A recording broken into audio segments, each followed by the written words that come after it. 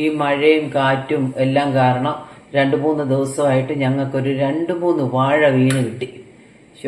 കൊലച്ചതൊക്കെ ആയിരുന്നു, പക്ഷെ താഴെ വീണ് പോയി.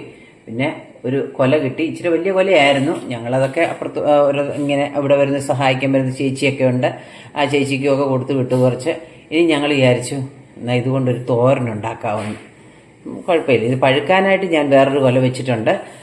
അത് പഴുക്കാറായി. പക്ഷേ ഇത് അത്ര പെട്ടെന്ന് പഴുത്ത് വരും തോന്നില്ല. കാരണം വാഴ താഴെ വീണുകൊണ്ടാണ് ഞങ്ങളിത് എടുത്തത്. അതുകൊണ്ട് ഇനിയിപ്പോൾ ഇത് പഴുക്കാൻ സാധ്യത കുറവാണ്.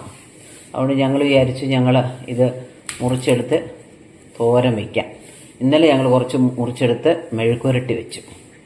ഇതൊന്ന് മുറിച്ച് നമ്മുടെ കായയുടെ തൊലി അങ്ങോട്ട് കളയണം. ചീകി അങ്ങോട്ട് എടുത്ത് കളയണം. ഇത് ശരിക്കും മെഴുക്കുരട്ടി ഇവിടെ ഭയങ്കര ഇഷ്ടം, എല്ലാവർക്കും ഭയങ്കര ഇഷ്ടമാണ്. പിന്നെ നമ്മൾ പല കാര്യങ്ങളിങ്ങനെ വയ്ക്കും. ചിലപ്പോൾ ഇങ്ങനെ ചീകുമ്പോൾ ചിലപ്പോൾ തൊലിയൊക്കെ വരും. ഇപ്പോൾ പാളയംതോടനോ ഞാലിപ്പൂവിൻ്റെയൊക്കെ കായാണെങ്കിൽ ഈസി ആയിട്ട് ഇങ്ങനെ പോരും. അപ്പം 3 വലിയ വാഴയാണ് പോയത്. എന്ത് ചെയ്യാൻ പറ്റും? ഒടിഞ്ഞങ്ങ് വീണു.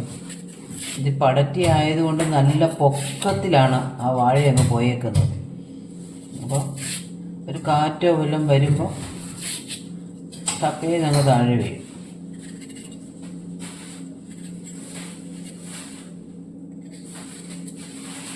ഇപ്പോൾ ഞാൻ തൊലി കളഞ്ഞ് വെള്ളത്തിലോട്ട് തന്നെ ഇട്ടേ. അപ്പോൾ അതിൻ്റെ കറയൊക്കെ ഒന്ന് പോയി കിട്ടും. പിന്നെ നമ്മളിത് അരിഞ്ഞ് വെള്ളത്തിൽ തന്നെ ഇട്ട് അരിഞ്ഞാൽ മതി. അന്നേരം അതിൻ്റെ കറ എന്തെങ്കിലുമൊക്കെ ഉണ്ടെങ്കിൽ അങ്ങ് പൂർണ്ണമായിട്ടും അങ്ങ് മാറിക്കിട്ടും. പിന്നെ ഇതിനൊരു ടിപ്പുണ്ട്. എന്ന് വെച്ചാൽ ഇത് നമ്മൾ കഞ്ഞിവെള്ളത്തിൽ കഴുകാവുന്നുണ്ടെങ്കിൽ പെട്ടെന്ന് ഇതിൻ്റെ കറ പോകും. പക്ഷേ എനിക്കിവിടെ ചോറായില്ല, അപ്പം അതുകൊണ്ട് കഞ്ഞിവെള്ളം ആയില്ല. ചിലപ്പോൾ ഞങ്ങൾ കഞ്ഞിവെള്ളം ആയിട്ടുണ്ടെങ്കിൽ അങ്ങനെ ഞങ്ങൾ കഞ്ഞിവെള്ളത്തിലിട്ടങ്ങ് കഴുകിയെടുക്കും. അത് പെട്ടെന്നാണ് അതിൻ്റെ കറ പോകുന്നത്.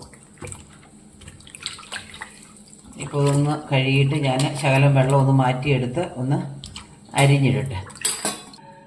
നമുക്കിത് ചെറുതായിട്ട് അരിയണം.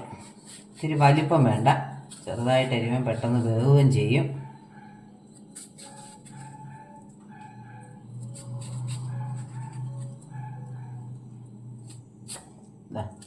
ഈ വലിപ്പത്തിൽ അരിഞ്ഞെടുത്താൽ മതി. തോരൻ കാണുമ്പോഴും ഒരു ഭംഗിയാണ്. അങ്ങനെ ഇത് അരിയുന്നതിന് മുമ്പുണ്ടല്ലോ കയ്യിൽ വെളിച്ചെണ്ണ പുരട്ടിയിട്ടുണ്ടായിരുന്നേ. ഇത് ഞാൻ പറഞ്ഞില്ല, അതുകൊണ്ടാണ് ഞാനിപ്പോൾ പറഞ്ഞത്. അപ്പം നമ്മുടെ കയ്യിൽ കറയൊന്നും പറ്റാതെ ഇരിക്കും. അല്ലെങ്കിൽ കൈ മുഴുവൻ ഇങ്ങനെ കറുത്ത പോലെ വരും. നമ്മുടെ വീട്ടിൽ തന്നെ ഉണ്ടാകുന്ന സാധനങ്ങളൊക്കെ എടുത്തുണ്ടാക്കി അങ്ങോട്ട് കഴിക്കുമ്പോൾ സത്യം പറഞ്ഞാൽ എന്തൊരു സന്തോഷം തോന്നും. പിന്നെ താഴെ വീണു പോയി എന്നൊരു പ്രയാസം മാത്രമേ ഉള്ളായിരുന്നു. കാരണം അത്രയും വലിയൊരു വാഴ മറിഞ്ഞടിച്ച് താഴെ വീണല്ലോ എന്ന് ഓർത്ത. ഒന്നല്ല, 3 വാഴയോളം വേണം.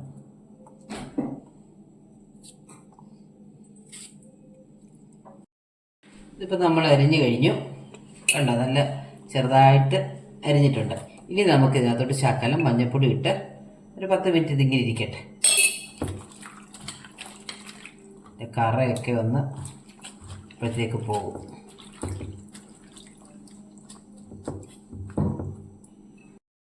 നമുക്ക് ഇത് ആദ്യം ഒന്ന് വേവിച്ചെടുക്കാം.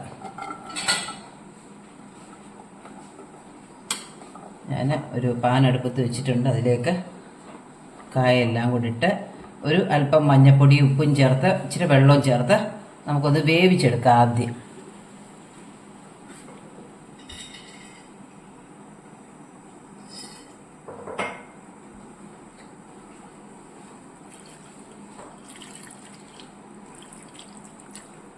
ഇടയ്ക്കിടയ്ക്ക് ഒന്ന് ശ്രദ്ധിക്കണം. കാരണം ഇതിൻ്റെ വേവ് ചിലപ്പോൾ പെട്ടെന്ന് വേവും, ചിലപ്പോൾ ഇച്ചിരി താമസം ഉണ്ടാവും.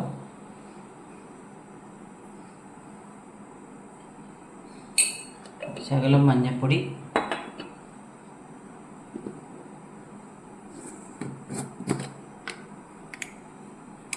ഒരു ഉപ്പും ചേർത്ത് ഇതൊന്ന് അടച്ച് വെച്ച് നമുക്കൊന്ന് വേവിക്കാം.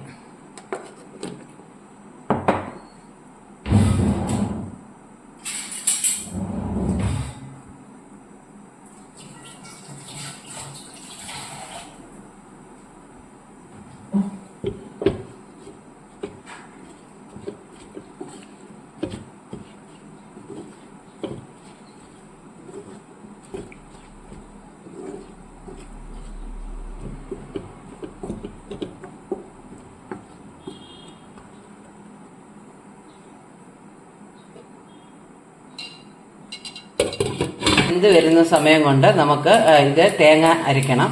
ആ തേങ്ങയ്ക്ക് ഞാൻ പച്ചമുളക്, എരിവിന് ആവശ്യത്തിന് പച്ചമുളക്, ഒരു സ്വല്പം കാശ്മീരി മുളക് പൊടി, മഞ്ഞൾപ്പൊടി, കറിവേപ്പില, വെളുത്തുള്ളി, ജീരകം, ഇത്രയും കൂടെ, ജീരകത്തിന് ഞാൻ ജീരകപ്പൊടിയാണ് ചേർത്തേക്കുന്നത്. ഇത്രയും കൂടെ ചേർത്ത് നമുക്കൊന്ന് ചതയ്ക്കാം. എണ്ണ ചൂടായിട്ടുണ്ട്. ഇനി നമുക്ക് ഇതിലേക്ക് കടുകിടാം.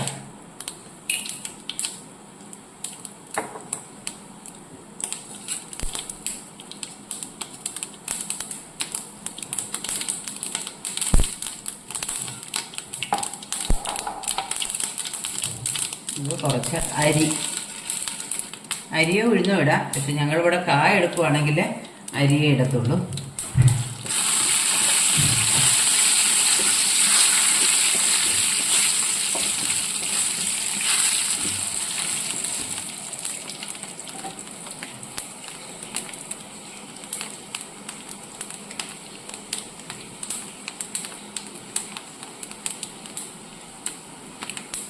അരിയൊക്കെ ഒന്ന് പൊട്ടി വന്ന് കഴിയുമ്പം നമുക്ക് വറ്റൽമുളക് കൂടിയാണ്.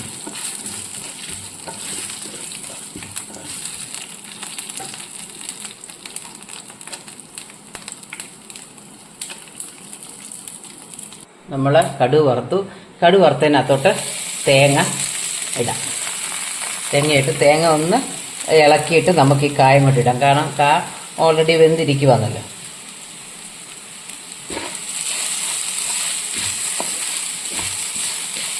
നമ്മൾ കൂടുതൽ സമയം പിന്നെ തേങ്ങ ഇട്ട് നമ്മൾ അങ്ങനെ ചെയ്യണ്ട. കാരണം കായ പെട്ടെന്ന് അങ്ങ് കുഴഞ്ഞു പോകും.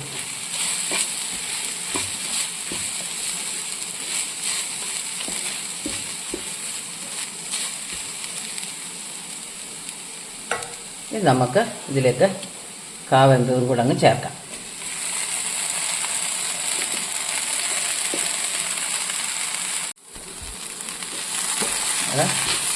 തോരൻ റെഡിയായി.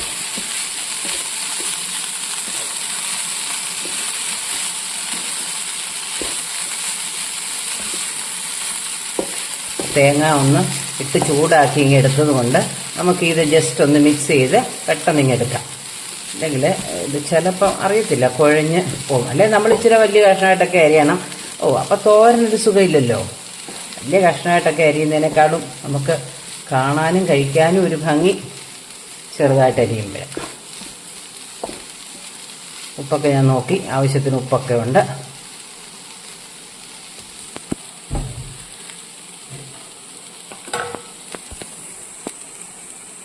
നമ്മുടെ തോരൻ റെഡി ആയിട്ടുണ്ട്. നമ്മളൊരു പ്ലേറ്റിലേക്ക് അങ്ങ് എടുത്ത് വെച്ചാൽ എടുക്കാനൊക്കെ എളുപ്പമാണ്.